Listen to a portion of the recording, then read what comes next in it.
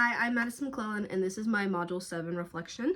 The first question is discuss the legal rights of victims. I'm going to put this in the context of Utah because that's like what we research and that's where I'm from. In the state of Utah, victims get rights. These rights include the right to be informed, to protection from intimidation. Victims and witnesses, including children, have a right to be informed and assisted as to their role in the criminal justice process. Right to clear explanations regarding relevant legal proceedings, a right to secure area away from the defense, and there's obviously many more. It's kind of just in general, and this varies state to state, obviously, but these are kind of in general good rules that we have for the Bill of Rights for victims. I really liked the right to secure area because it's not one that I would have thought about that.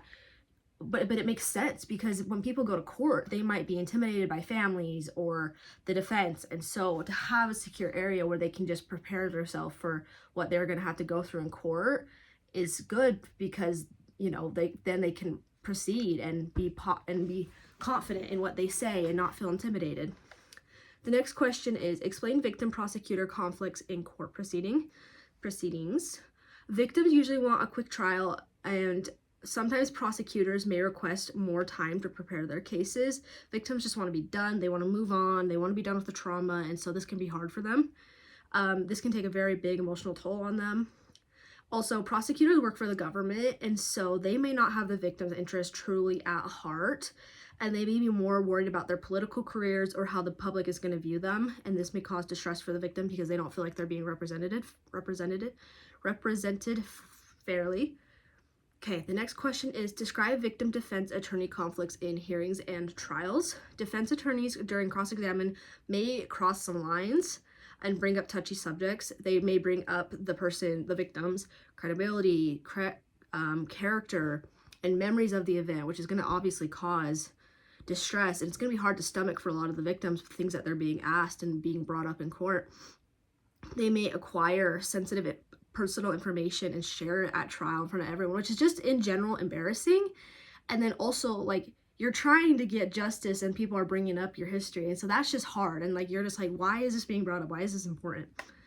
The next question is explain how victims can influence the bail and sentencing outcome. Victims can request specific conditions of release, such as a no contact order, but they can also submit victim impact statements before all this and describing their physical, emotional, and financial trauma that was caused by the crime that was committed.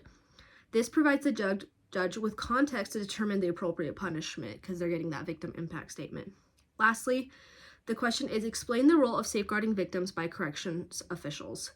The corrections department, they notify victims if something changes with the offender status, such as transfer, escape, or release, and then also they want the victim to participate in parole hearings so the victim can they can voice their concerns regarding the offender's early release and all that, and to request ongoing safety concerns because they want them to be a part of the process so that they can stay safe and so that they can possibly keep this person behind bars if they're dangerous.